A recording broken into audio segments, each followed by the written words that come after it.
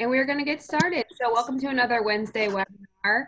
My name is Brittany. For those of you that don't know, I am the College Transition and Retention Coordinator for Missouri College Advising Corps. So I help students transition into college, primarily through text messaging, especially during the pandemic right now, and then throughout their first year. Last week we covered financial aid, and today we are going to talk about tips to be successful in college. So I'm really excited. Drew Griffin reached out to me from University of Central Missouri. So he is going to present on some really successful tips for you guys. And like I said, if you weren't able to make it or if you have to dip out, we will be recording this and we will send that out probably later today or tomorrow. So with that, I will go ahead and hand it over to Drew. Right. And Brittany, if you could, I am not able to share my screen, it says. If you want to give me permission, that'd be great. I think you should be able to now. There we go. Perfect, thank you. Yep. And can you see my screen okay? Excellent, all right. Well, thanks so much for allowing me to speak today. I'll do my best to impart some words of wisdom and some nuggets here for students in terms of how to be successful in college. What I've done in this PowerPoint is kind of give an example of how college differs from high school and what students need to know to really be successful in that first semester, first year. And then also I've included some tips, overall tips to success, as well as tips for first generation students. If there are any students that would be watching that are first gen in their family, then that would be, I think, helpful for them as well. First of all, let me just introduce myself. My name is Drew Griffin. I'm the Assistant Vice Provost for Admissions and Financial Aid. And I'm at the University of Central Missouri. And I've been in college admissions for, oh gosh, almost 20 years, it seems like. I always joke I was like 12 when I started. But anyway, I've had some great experiences in college admissions. And I have a passion for helping students and families. And so I love what I do. I love my job. And if I can be a resource to any of the students watching today, even if they're not deciding on UCM, I'm happy to be a resource and a support service for them. So I just wanted to share that as well. So I'm going to go through, just jump right into some things about college, how it differs from high school. Let's see here. So one of the big things in high school, you have structured time. You're basically in school from, could be 7:30 in the morning until 3:30 or 4 in the afternoon. And in college, it's a little bit more flexible for your schedule. So you get a chance to work with your advisor and you get to pick your classes, you get to pick your schedule so that it's a little bit more flexible. And here's an example of that. So the full course load is typically 5 classes. It's going to be 15 credit hours. And I'll explain what a credit hour is here in a second. But that's a typical load in a semester is about 5 classes. And you'll have those 5 classes spread throughout the week and different days in the week that you'll attend class. And typically one regular college course is 3 credit hours. And that means that it should take you 3 hours of study for every 1 hour of instruction depending on the course. So if you have a 3 credit hour class, then you should be studying about 9 hours a week for that class. Again, it really depends on the class. It depends on the the material and the subject. But that's what you can expect for one college class. So here is just a random schedule. And you'll see, I don't know if you can see my mouse, but you'll see there that on Monday, Wednesdays, and Fridays, a student has English Comp 1, American History 1, and Intro to Chemistry. And that's at 9 to 9:50, 10 to 10:50, and 11 to 11:50. And that's Monday, Wednesday, Friday. That's it for the student. Now on Mondays, the student also has a 1 to 150 class. But that is it for Monday, Wednesdays, and Fridays. So in college, when you're done at 11:50 on Monday, Wednesday, Fridays, then you're done for the day in terms of classes. Then if you want to work a part-time job or if you want to go and do homework and study, then you'll have that time to do that. If you're involved in organizations and you want to participate in meetings and maybe intramural sports, if you're an athlete and you have specific study hours or you have training, then that's open for you at that time. You'll see then on Tuesdays and Thursdays, and in college R on a schedule means Thursdays, by the way. On Tuesdays and Thursdays, you'll see the student has a 10 to 11:30 class and a 1 to 2:30 class. And then on Thursdays, they have a recitation or a review from 3 to 4. So again, the student has their mornings somewhat free on Tuesdays and Thursdays, a little bit in the afternoon. So that's what a typical college schedule will look like. Yours may look like that. Yours may look a little different. I know some students, they want all their classes in the afternoons. They are just not a morning person, and they just want all their classes in the afternoons. Or they want to get their classes over with in the mornings, so they have their afternoons to work a part-time job or to take a nap. Oh, I miss those naps, or or whatever they decide. So definitely, it's really up to you and your advisor to really set your schedule. Another difference between high school and college is that in high school you have a specific course progression, and sure you do in college, but you can really pick. You have more options for your courses, so that you can pick things that really interest you. And you might just want to take a chance on a course that, I'm kind of interested in this. Maybe you're undecided on a major. And so you're taking a couple different courses that you have an interest in. So that's one of the things that's nice about college, is that you have these different options. Well, how do you know which courses to take? I get that question all the time. Well, you have an advisor that you'll meet with prior to orientation or after orientation that will help set up your schedule. At UCM, the way we work it is, if once you register for orientation, we set up a pre-enrollment or a pre-schedule for you. And then at orientation, you can make changes, you can lock it in, all that good stuff. Now, one of the things that will impact your initial schedule is that you will do possibly pre-collegiate testing or entrance exams. So based on the ACT, you have a subscore in English or math. That might, your score on the English or math subtest may dictate which math class or English class that you're in. Also, if you've taken dual credit in high school, if you've taken any AP or IB classes in high school, then that will also help dictate your schedule, because you already had those specific classes. Now you can get bumped up to the second level or the next level of classes. So that's something to keep in mind as well. And again, the pre-registration at summer orientation, that's something that we do. I think most schools do that just to get students a schedule early on, because the later you wait, the harder it is to find classes that fit your specific schedule. Students who register or who sign up for orientation early, then they get kind of their pick of classes and times. But if you wait until, say, like the week before classes start to enroll, then you're going to kind of get left with the classes that nobody wanted. So you might have all 8 o'clock classes, which might be good to you, I don't know. But so think about that. It really is a timing issue.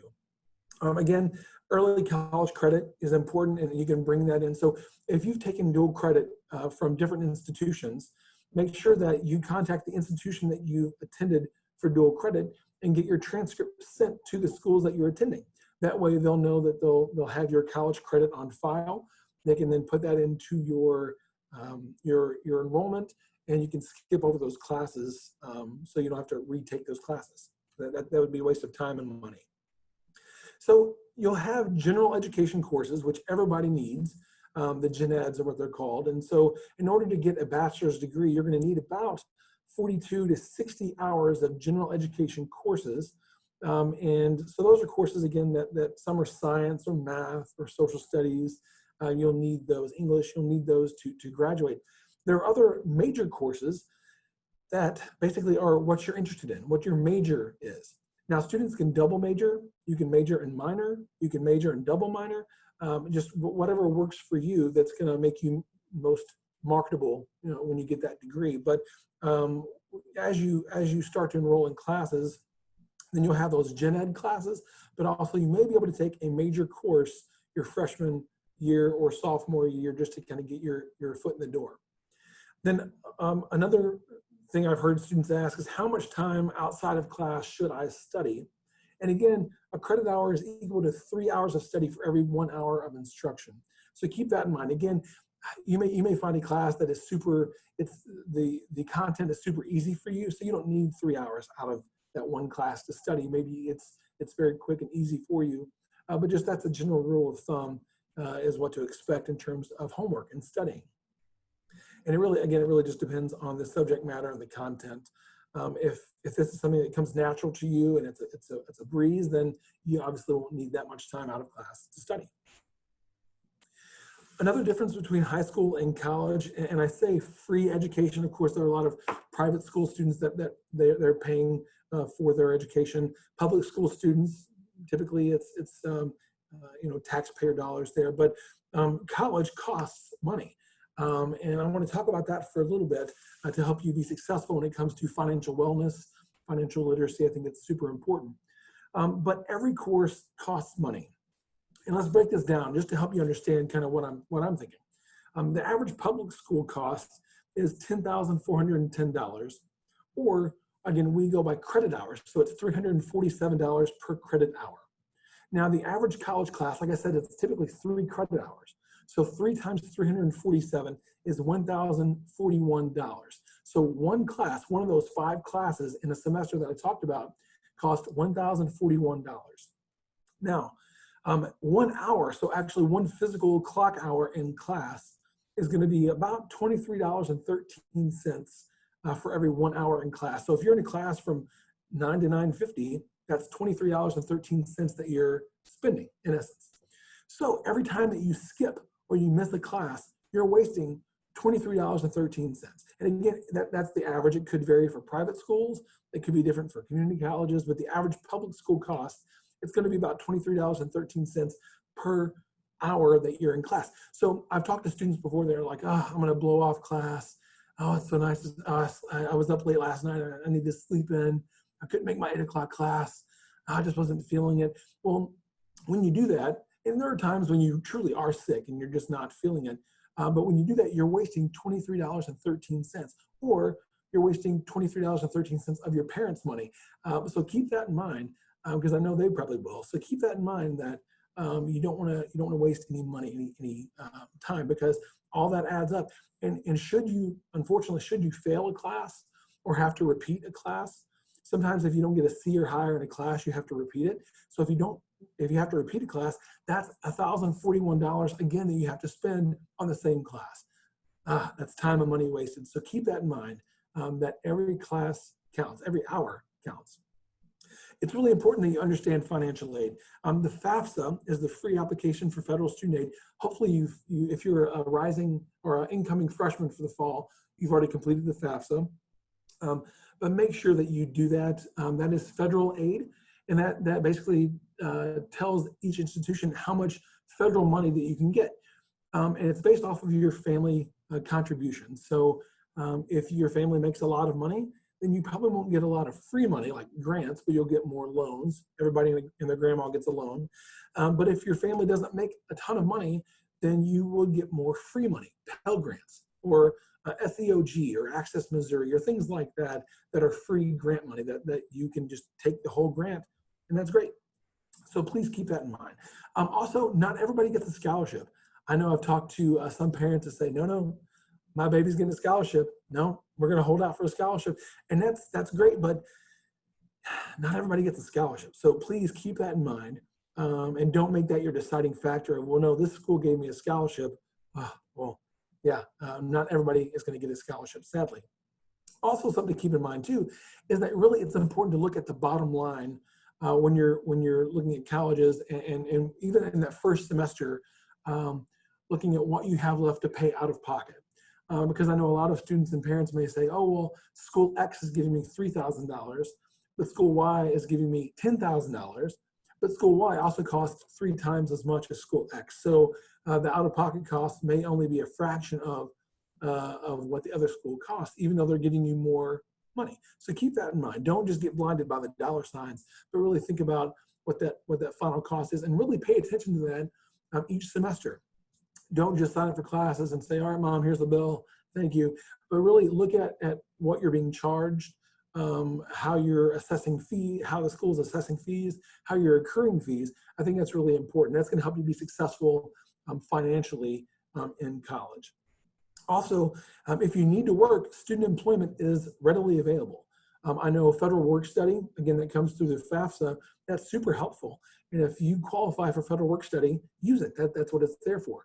I know in my office, I work in the admissions office, we have 30+ students that give tours around campus. and they are student ambassadors for prospective students coming to tour. And that's a student job right there. That is quality. So definitely keep that in mind if you need a student employment during your first semester or first year of college. A lot of students work, so don't think, oh my gosh, I'm going to fail out of classes or I'm going to have a struggle. No, a lot of students work during their first semester, first year of college. Look for ways to save money. For sure. Textbook rental or used textbooks is a big one. A lot of schools have a textbook rental program. Look for that. And again, you want to act early on that, but look for that. Or get used textbooks, or talk to an upperclassman or a family member who's had that same class before and use their textbook if they've kept it. Sometimes the professor will have a new version or a new edition of the textbook, so that's outdated, the old one that you've had. So keep that in mind. Make sure that you're checking on the syllabus, checking with the professor, okay? Also, think about a meal plan. If you're living on campus, you have to have a meal plan. You can't live off of Cheez-Its and ramen noodles like I did. It's not healthy. You got to make sure that you have a meal plan and really look at what type of meal plan you'll need that first semester or first year in college. You can change your meal plan after the next year, but that first year you might get like the luxury meal plan and you find out you're actually wasting money. You don't need all that. I know some meal plans have declining balance. It's like a debit card. And students say, oh my gosh, I've got $100 left at the end of the year. Now they're in the convenience store buying Gatorades and ramen noodles and whatever just to get rid of that money because it doesn't roll over typically to the next year. So keep that in mind. Look at the meal plans and think critically about, do I eat a lot? Do I need the most expensive meal plan? If not, then take that down just a little bit. And again, apply for scholarships. I did say earlier, not everyone gets a scholarship, and that's through the institution, but externally, there are outside scholarships that you can apply for. And I'm talking like FastWeb and any number of national scholarship searches. You can apply for those. And every year, millions of dollars go unawarded because students don't apply for them. So make sure that you're applying for any and all scholarships. And really, it may take you, and you can do this even after you're already enrolled in college. So even your second year in college and so on, apply for scholarships. That'll help, help lower your costs. And then finally with that, I'll just say respect deadlines. In high school, you might have had a chance to, oh, if I miss the deadline, I get extra, I get partial credit later on if I turn it in a week late. In college, we cut off on the deadline. At 11:59 p.m., the day it's due, we turn it off and you can't apply anymore. So keep that in mind. For scholarships, for classes, that's going to help you be successful if you respect deadlines, okay? Another difference, in high school, you had some super supportive teachers that were there to kind of hold your hand. In college, not to say we don't have supportive teachers, but it's more of self-advocacy. You're actually going to be advocating for yourself quite a bit. So again, harping on the last slide, but respect deadlines. Do not be late. Arrive to class ahead of time. I know some professors, and this was old school when I was in college, but some professors lock the door when it's time to start classes. And so I remember running across campus and I got to class like 2 minutes late and the door was locked and I was like, no, please no. And the professor let me in, but that was awkward for me and for everyone else. And so definitely make sure that you are on time to class, that you arrive early if you can, so that you're not locked out or that you're not missing any important information that the professor may include right before class. Make sure that you're submitting assignments on time. Like I said, in high school, you might have had partial credit if you turned it in late. In college, rarely does that happen. You might have a professor that's like, okay, I'll give you extra credit if you do X, Y, and Z outside of class, if you attend an organizational meeting or some kind of an event. But for those assignments, get them turned in on time. That's going to make sure that you are successful. And then also make timely payments on your account. Make sure that you're working with your parents, your guardians. Make sure that you're working, if you're paying for it yourself, that you're making timely payments on your account. You're going to get emails every month that say, hey, your account is due, this balance is due by the 10th of the month or by the 15th of the month. So make sure that you are keeping up with that and making those timely payments.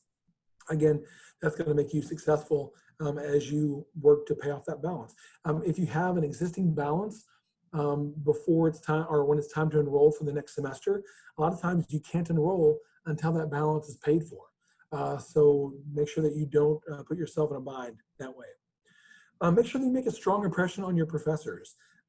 Definitely, they have office hours, a couple times a week. Make sure that if you have questions, go and visit them during their office hours. That's what they're there for. So make sure that you're visiting with your professors when they have time, and just get to, make sure that you introduce yourself. Make sure that you talk about the class and the lecture, show that you're engaged. I think professors love to show that the students are engaged and they're taking initiative. Again, you have to advocate for yourself, so make sure that you do that. Also, I mentioned earlier, extra credit. Keep that in mind. The professors may provide extra credit if you're showing that you're trying and that you're engaged. They may be more willing to say, okay, if you go to this event and write up a quick summary, we'll give you extra, 5 or 10 extra credit points or something like that. So keep that in mind. Again, this is your education. Take ownership of your education. Question and grade if necessary. If you're on the border between a B and an A, question. Say, hey, I thought I did the work. I thought I did what I needed to do to get that A. Can you explain a little bit more to me why I got this B? And do it in a diplomatic way. I think professors will appreciate that. If you come challenging and you're, yelling and rude about it, then yeah, that's probably not going to happen for you. But if you do it in a very diplomatic way, I think the professor will appreciate that. Also, in college, there's no curfew. Now, maybe at small private religious schools there might be, but overall there's typically no curfew. So you could stay out until 2, 3 in the morning. I remember in college, some of my best experiences were in my lounge on my floor, staying up until 2 or 3 in the morning, just talking to my friends about life. Or I was playing Mario Kart, 2 doors down, until 3 in the morning. So, just things like that. There's no curfew. So really just make sure that you're responsible. If you stay up until 3 in the morning one night, don't make that a habit every night. So just keep that in mind.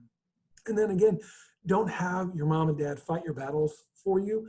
I know this is your education. I know sometimes you might not be up to maybe advocating for yourself easily, and it may be a challenge, or you may have a difficulty with conflict, and that's understandable. That's okay. You're learning how to be an adult and how to negotiate, but still, it is your education. And make sure that you let your mom and dad know, look, I might need you for some of those big issues, but for the small ones, you can handle that. Something else that's different from high school and college is extracurricular options. In college, there's a lot more. In some high schools, I know I went to a small high school, didn't have a ton of options. In college, there were a lot more options. Get involved. I know UCM has over 200 student organizations to get involved with.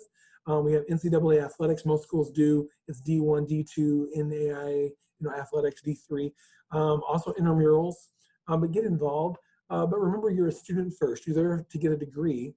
I know when I was in college, I was involved in so many things. I felt like the mayor of the campus, but my grades started to dip. And so I had to really rein it in and bring it back a little bit. So keep that in mind. Build your skill set.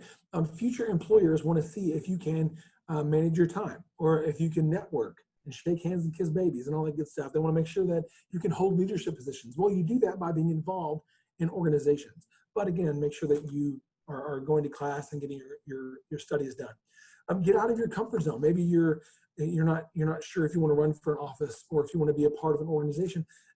Try it. Maybe take baby steps and do 1 or 2. You don't have to go all in right away, but just get out of your comfort zone that first semester. I think it's going to make you more successful. If you want to study abroad, study abroad. That's my one biggest regret. I did not study abroad in college. I wish I would have done that. Make memories, though. College is the best time of your life. I love my college experience so much. I work at a college. That's why I've loved and I enjoy working at a university, because I had such a great time. And then again, utilize those connections long after graduation.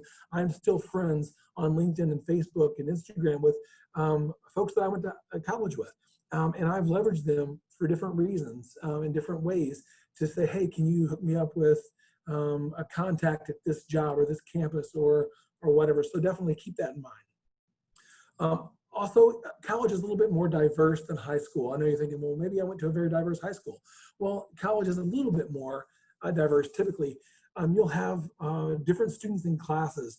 You'll have group projects that you have to coordinate with different students, student organizations. Maybe your roommate or your suite mate is different. Maybe you couldn't pick them, and you're kind of just placed, and it's someone who is different, a way of thinking or lifestyle from you.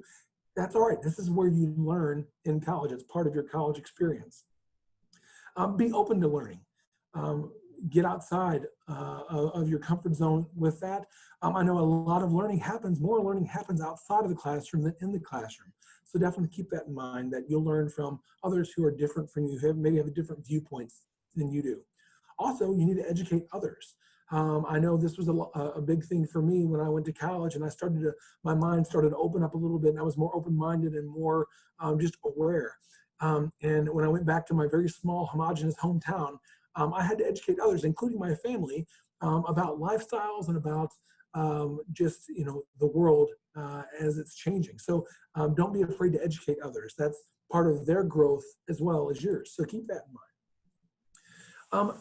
Last couple slides here. I want to talk about other success options for first generation students. So these are students who they're the first in their family to go to college.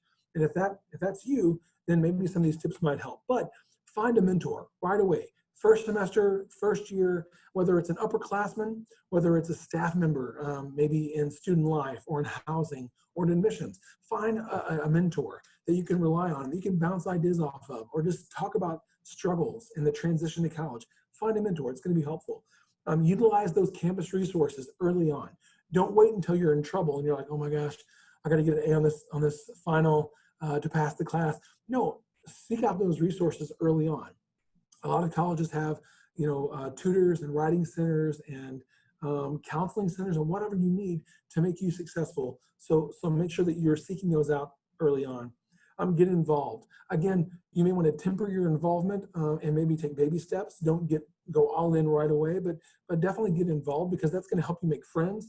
That's going to help you understand who you are in terms of time management and what you can handle as a student. Also, be proactive about your financial assistance. Again, apply for scholarships as much as you can.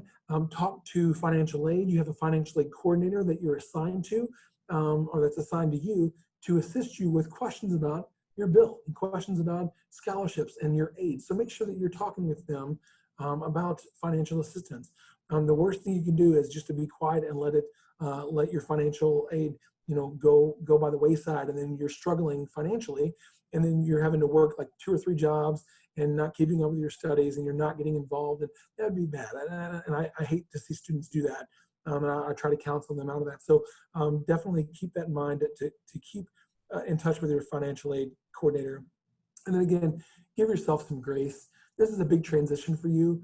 Don't put so much pressure on yourself. Make sure again that you find a mentor and find some peers that you can hold you accountable, but also just help prep you up. And again, don't be afraid to fail. If you're afraid to fail, you're probably going to fail. That's what Kobe Bryant says. So definitely don't be afraid to fail, okay? And then lastly, overall success, not just for first-gen students, but for everyone in their transition to college. Pay attention. I mean, you got to pay attention to everything. Make sure that you are listening. Make sure that you are alert. In the classroom, put your phone down. Don't be on Instagram or Snapchat. And make sure that you are paying attention, not only in class, but outside of class. It's gonna make you successful. Read everything. Read your syllabus.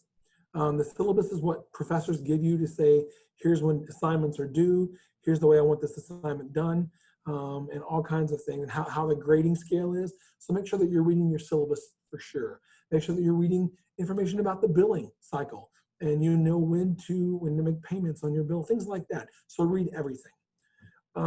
Adopt good habits. If you haven't already, maybe you have great habits in high school, and that's great. If not, adopt good habits. Make sure that you are studying well.